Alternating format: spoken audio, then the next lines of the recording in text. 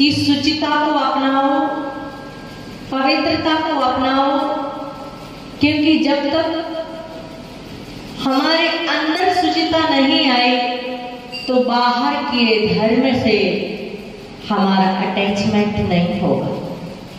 जब तक अंदर की शुचिता हमारे अंदर नहीं आती है, बाहर कितनी भी शुद्धि कर लेना, बाहर की कितनी भी साफ सफाई कर लेना, वो हमारे लक्ष्य को पूरा करने वाली नहीं।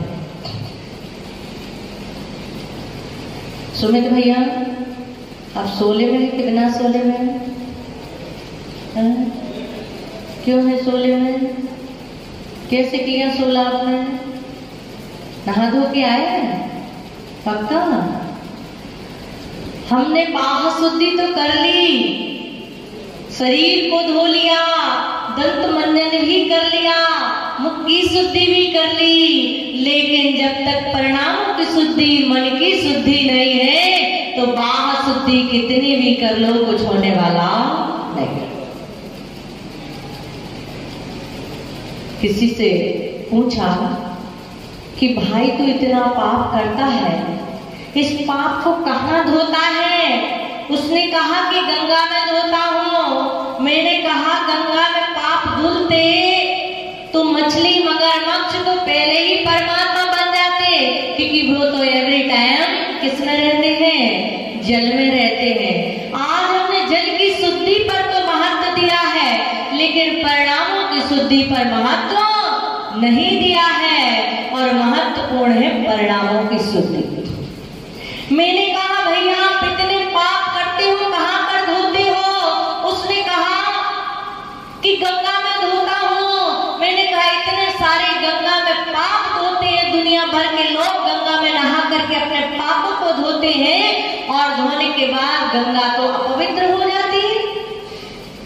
जब गंगा से पूछा गया कि आप इतने सारे पापों का क्या करती हो, उसने कहा कि मैं अपने पास नहीं रखती हूँ, मैं सागर को समर्पित कर देती हूँ। गंगा कहाँ मिलती है? सागर। सागर को समर्पित कर देती हूँ। सागर से पूछा कि तुम इतने सारे पापों का क्या करते हो? उसने कहा कि मैं भी अपने पास नहीं रखता, मैं तो भाप बन करके बादलों को समर्पित कर देता हूँ। आपने देखा होगा बादल जब संग्रहित करते हैं तो कैसे हो जाते हैं? काले हो जाते हैं, और वही बादल जब पानी को छोड़ देते हैं तो कैसे हो जाते हैं? सफेद हो जाते हैं। ऐसे ही जब हम परिग्रह आसक्ति और आकांक्षा को छोड़ देते हैं तो हमारी आत्मा धवल और पवित्र और शुक्ल हो जाती है। उस बादलों से पूछा कि तुम क्या करते हो, तुम क्या करते हो? उसने कहा कि मैं भी अपने पास नहीं रखता। व्यक्ति से पूछा कि इतने सारे पापों का क्या करते हो? उसने कहा कि मैं गंगा को दे देता हूँ। गंगा से पूछा, गंगा ने कहा मैं सागर को दे देती हूँ। सागर से पूछा तुम क्या करते हो? सागर कहता मैं भी अपने पास नहीं रखता, मैं बादलों को दे देता हूँ। बादल से पूछा तुम क्या करते हो?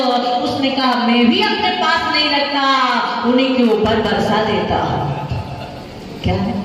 उन्हीं के ऊपर वर्षा देता हूँ। इसलिए हमारे किए गए पाप हमको ही फल देने वाले हो जाते हैं।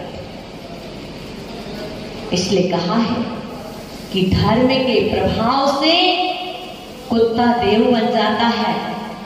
धर्म के प्रभाव से कुत्ता देव बन जाता है। समंतभद्र स्वामी ने कहा है, प्रेम भाभी, स्वापी देवोपी देवा स्वा झायते धर्म किल विसार कापी नाम भवित धर्मा संपत धर्मा शरीर कापी नाम भवित धर्मा संपत धर्मा शरीर।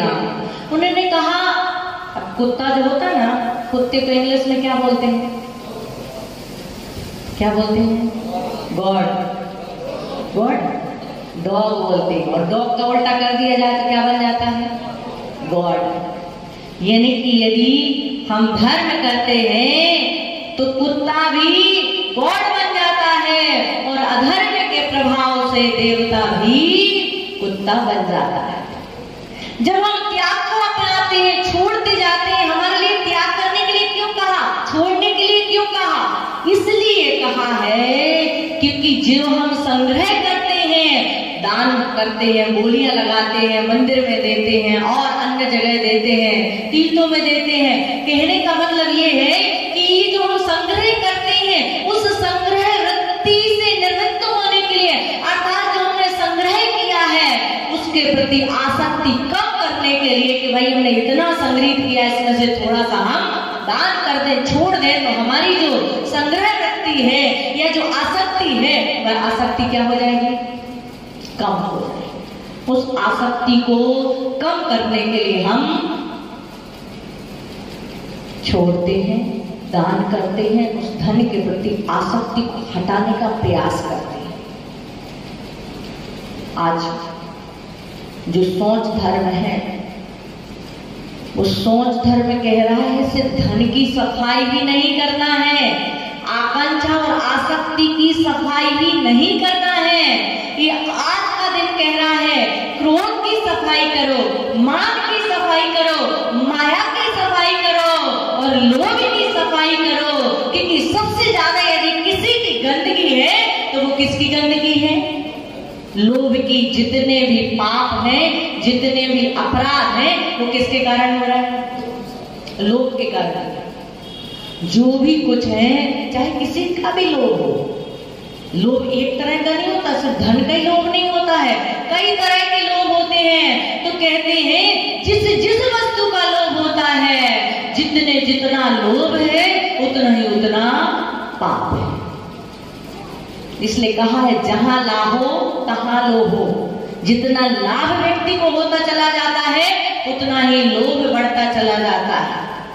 जितना लाभ होता है, जितना मिलता, पहले हम कितने में खुश थे? कितना सा मकान था हमारा झांझरी जी? पहले मकान कैसे होते थे? कच्चे। झांझरी जी बता रहे थे पहले जब ये मंदिर बना होगा इतने बड़े बड़े मकान नहीं होंगे, छोटे छोटे झोपड़ियों जैसे कच्चे मकान होंगे। यानी जब हम पहले ऐसा जीवन जीते थे कि मकान होते थे कच्चे और रिश्ते होते थे पक्के, अब मकान हो गए और रिश्ते हो गए कच्चे। पहले मकान दूर दूर होते, एक घर किसी का इधर होता था, दूसरा घर कहीं और होता था, लेकिन अब क्या हो गया? मकान हो गए पास पास और दिल हो गए दूर दूर। मुंबई वगैरह में जाओ, एक फ्लैट में, एक बिल्डिंग में 50-100 फैमिली रहती है, लेकिन पड़ोस का पता नहीं कि कौन रहता है पड़ोस में। तो जितना लाभ, पहले हम एक साइकिल में खुश थे, साइकिल आ जाती थी हमारे पास तो हम समझते थे कि जैसे मर्सल कार आ गई है, और आज मर्सल कार भी आ गई है तब भी हमें शांति नहीं है। पहले एक छोटा सा मकान होता था, 2 रूम 4 रूम होते थे, उसमें 10-12-15 बच्चे होते थे। आज तो हम 2 और हमारे 2। पहले क्या था? एक गड़ा क्या पूरी क्रिकेट टीम पैदा करते थे। अध्यक्ष जी आप कितने हैं? कितने भाई बहन हैं आप? अकेले हैं? ओनली 4? क्या बात है। तो कई लोग ऐसे होते थे कि एक घर में 12-12 बच्चे पैदा करने की समर्थ होती थी माताओं में, लेकिन अब तो ये हो जाए बहुत बड़ी बात है, 2 हो जाए तो सबसे बड़ी बात है। मतलब एक छोटा सा घर होता था, उसमें 10-12 होते थे, लोग कहाँ रहते थे कुछ पता नहीं चलता था, कब बच्चे बड़े हो जाते थे यही पता नहीं चल पाता था। और आज क्या हो गया? आज तो एक को पालना और एक को झेलना बड़ा मुश्किल है। 4 लोग भी एक साथ नहीं रह पाते, इतना बड़ा मकान है और रहने वाले कितने लोग हैं? 4। आसक्ति जितनी जितनी बढ़ रही है उतना उतना दुख बढ़ रहा है, परेशानियां बढ़ रही हैं, दिक्कतें हो रही। आज व्यक्ति दौड़ रहा है पेट के लिए नहीं, पेट के लिए दौड़ रहा है। पेट भरने के लिए 2 कर काफी है। सुरेंद्र भैया, पेट भरने के लिए 2 कर काफी है और पेटी भरने के लिए 100 नौकर भी कम पड़ चिंता कम, पेटी की चिंता है। पेट भरने के लिए ज्यादा दौड़ धूप, ज्यादा तकलीफ उठाने की आवश्यकता नहीं है। सहज रूप में पेट भर जाएगा, थोड़ी सी कमाई में पेट भर जाएगा। पेट कितनी रोटी में भरता है? कितनी रोटी में भरता है? 2, ज्यादा से 4। और जो किसी की खुराक होगी अच्छी खासी तो 6, इससे ज्यादा 100 ग्राम, 200 ग्राम, 300 ग्राम, आधा किलो, 1 किलो, 1 सेर, इससे ज्यादा कोई खा नहीं सकता है। लेकिन पेटी में तो 3 लोग की संपदा भी भर दी जाए फिर भी कभी कम तृप्ति नहीं होती है, कभी उसकी पूर्ति नहीं होती। क्या हुआ अध्यक्ष जी?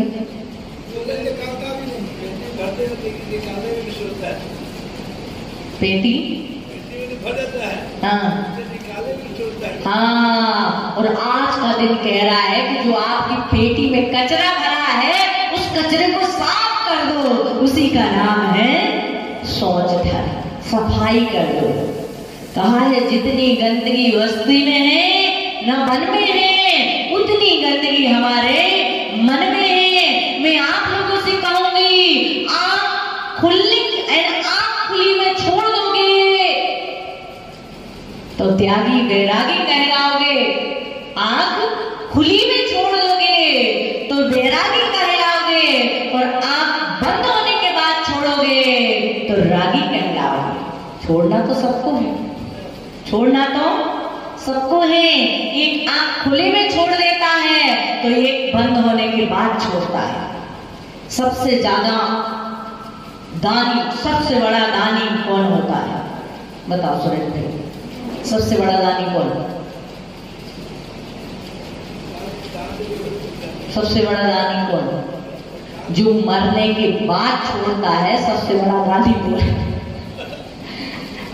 जीते जी तो कम छोड़ता है व्यक्ति, लेकिन मरने के बाद तो सब कुछ छोड़ देता है। इसलिए सबसे बड़ा दानी कौन?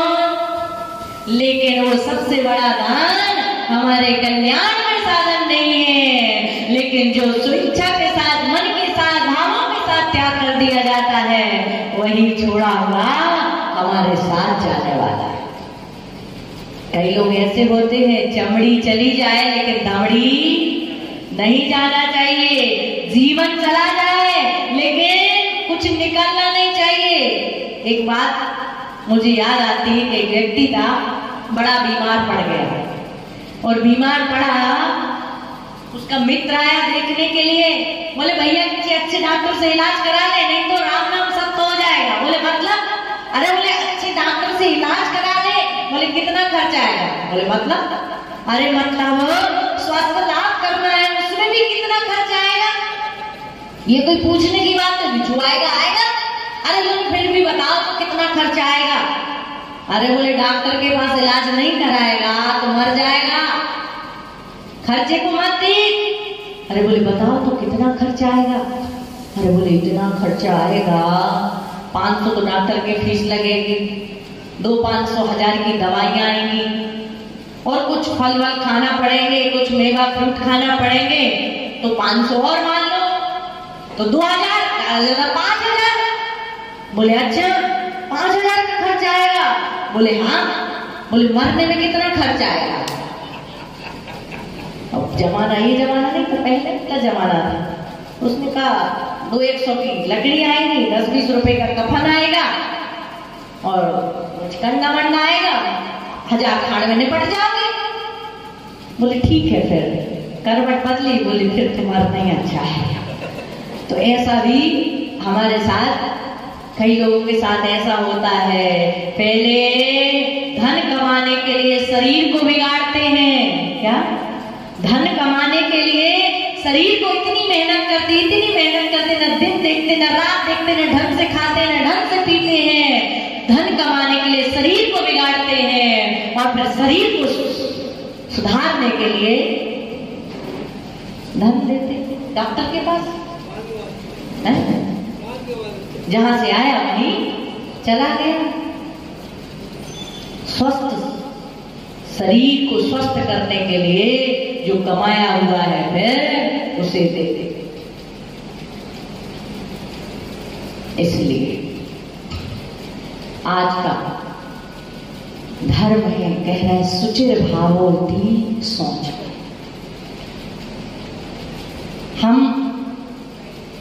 हमारे घर में एक बाथरूम होती है, एक शौचालय होता है। बाथरूम बाहर की गंदगी को साफ करता है, उसे बाथरूम कहते हैं। जहां पर अंदर की गंदगी साफ होती उसे शौचालय कहते हैं। ऐसे ही आज का दिन जो है वो भी कह रहा है कि जो अंदर की जितनी भी कसायों की गंदगी है उस गंदगी को साफ कर दो, उस गंदगी को साफ कर दो। उस गंदगी को साफ कर दिया, हमने कितना भी शरीर का श्रृंगार कर लिया, कितना भी शरीर को सुंदर बना लिया, हमारी आत्मा सुंदर तभी होगी जब हमारी आत्मा सुंदर, जब हमारे परिणाम सुंदर होंगे, जब हमारे भाव सुंदर। लेकिन अक्सर ऐसा होता है अध्यक्ष जी कि जिनकी लेने की आदत हो जाती है वो कभी देते नहीं है। भिखारी को कभी दान करते देखा शशि भाभी? भिखारी ने कभी दान दिया? भिखारी कभी देता नहीं। भिखारी हमेशा क्या करता है? लेता है। और पुजारी हमेशा देता है। आप मंदिर आते हैं, एक मुट्ठी चावल लेके आते हैं। क्यों लेके आते एक मुट्ठी चावल? क्यों लेके आते एक मुट्ठी चावल? हैं?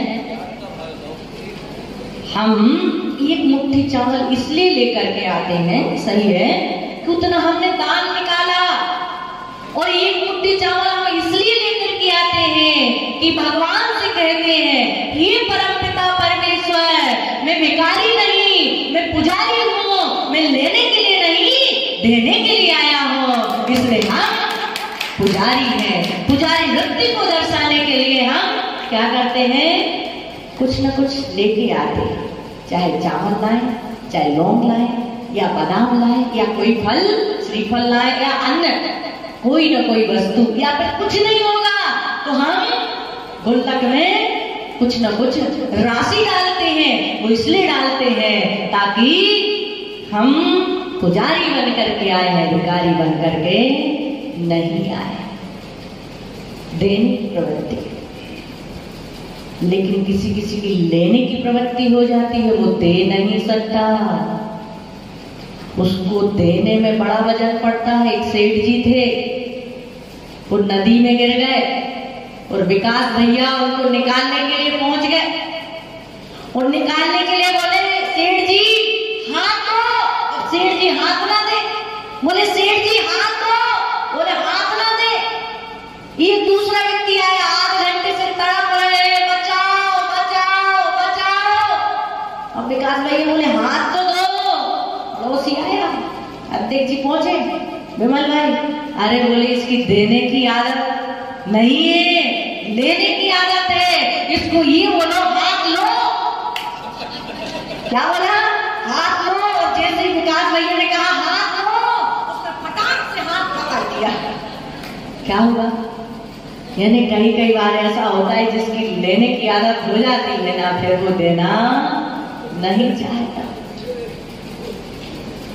ऐसे ऐसे दुनिया में लोग हैं। कुछ कुछ लोग तो कमाते बहुत हैं, धन बहुत होता है, लेकिन कभी एक कौड़ी भी उनके हाथ से निकलती नहीं है, छूटती नहीं है। एक कौड़ी का भी दान नहीं करते। बोलते मेरे पास होता तो मैं जरूर देता। अरे तेरे पास इतना है कि तू 2 वक्त का भोजन कर रहा है, 2 वक्त की रोटी खा रहा है। यदि एक मुट्ठी चावल खा रहा है तो एक दाना दान करने की समर्थ हमारे अंदर हो ही सकती है। लेकिन बोलते, कई लोगों को मैंने देखा है कि एक सेठ जी थे, वो इतने धन, इतना धन था पंडित जी, इतना धन था उनके पास कि धन के अंबार थे, लेकिन कंजूस इतने थे, इतने कंजूस कि जिसको कहते हैं मक्खी चूस। मक्खी चूस किसको कहते हैं? आशा भाभी, मक्खी चूस किसको कहते हैं?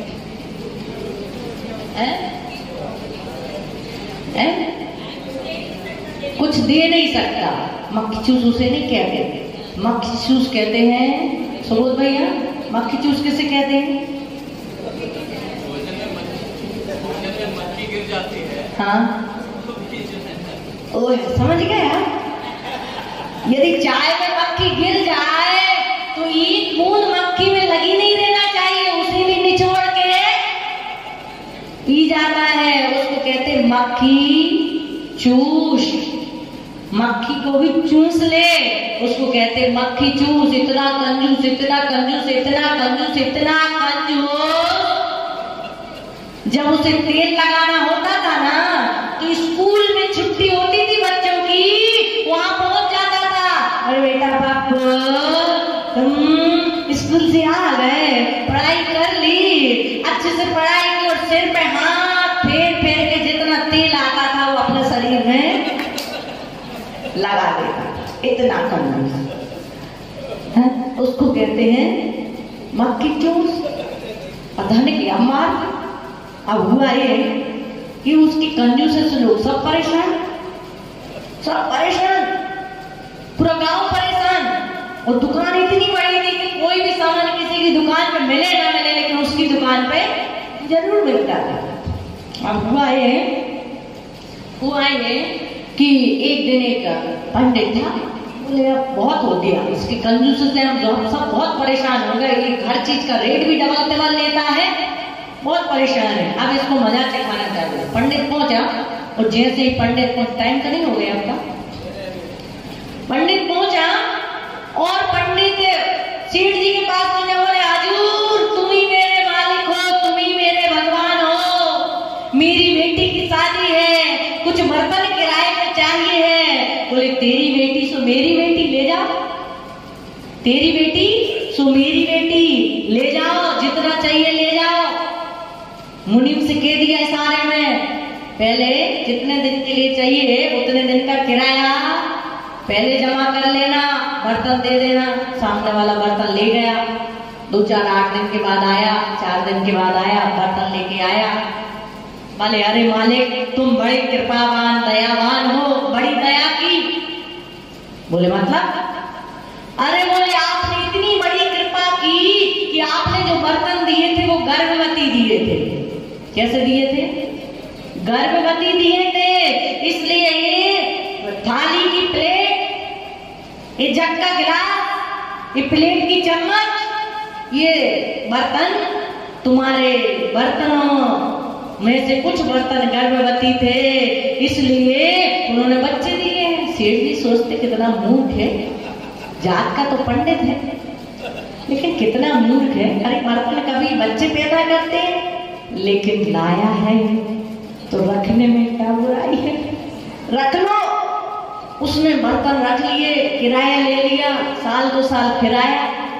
बोले सेठ जी इस बार तो मेरी छोटी बेटी की शादी है और मैं अपनी छोटी बेटी की शादी बड़े धूमधाम से करना चाहता हूँ, बड़े धूमधाम से करना चाहता हूँ, बहुत बड़े घर में दी है। बोले बस तेरी बेटी तो मेरी बेटी, जो चाहिए ले जाओ।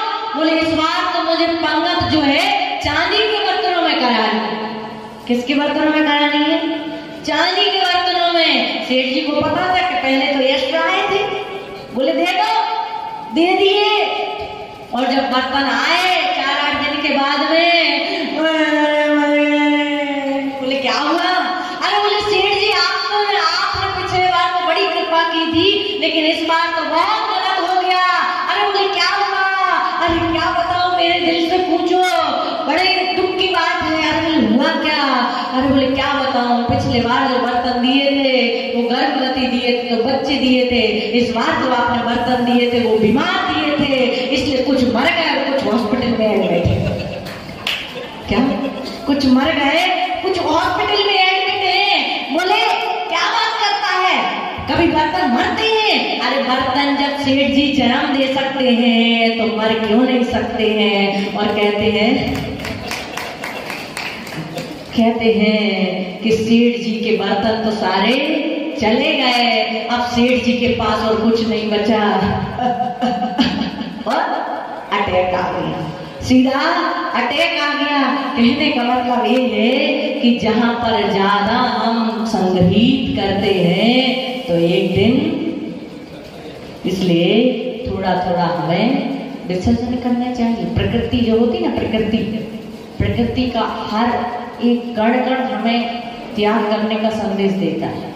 वृक्ष फल देना बंद कर दे, नदी जल देना बंद कर दे, अग्नि देना बंद कर दे, पहाड़ पत्थर देना बंद कर दे, तुम्हारी जीवन की व्यवस्था समाप्त हो जाए। इसलिए जितनी हमारी सामर्थ्य है, जितनी हमारी शक्ति है, और शक्ति को छिपाना भी नहीं चाहिए, क्योंकि संतोष अमृत है तो तृष्णा जहर है, विष है। इसलिए गोधन गजधन बाजधन और रतन धन खान, और जब आए संतोष धन सब धन धूल समान, सब धन धूल के समान हो जाता है। इसलिए अपने जीवन में संतोष को धारण करो। मैं नहीं कहती कमाओ मत, कमाओ, लेकिन जो कमाया हुआ है उसमें ही आप संतोष रखो। जितना है उसमें ही शांति से जीवन जियो, यही जीवन का अर्थ है। और इससे हमारे जीवन में सुख शांति और समृद्धि आएगी। आज हम अपने अपवित्र भावों को शुद्ध करने का प्रयास करेंगे, सभी कसायों को धोने का प्रयास करेंगे, तभी जाकर के हमारे अंदर शुचिता का भाव आएगा। और जब हमारी आत्मा शुद्ध हो जाएगी, लोभ कसाय चला जाएगा। जब तक लोभ है, आचार्य उमा स्वामी आचार्य ने कहा है तत्पर सूत्र में, क्रोध लोभ धीरत्वहास प्रत्यख्यानो वीची भाषणम च पंच। व्यक्ति क्रोध के कारण झूठ बोलता है, लोभ के कारण अनुवीची वासी, शास्त्र के अनुकूल नहीं बोले तो वो झूठ होता है, भय के कारण झूठ बोलता है। तो जब तक लोभ कसाय है तब तक सत्य धर्म का प्रवेश नहीं होगा। इसलिए आज सारी कसायों का विसर्जन हो जाता है, तो फिर अगले दिन सत्य धर्म प्रकट हो जाता है। समय आपका हो गया है। बोले भगवान महावीर स्वामी की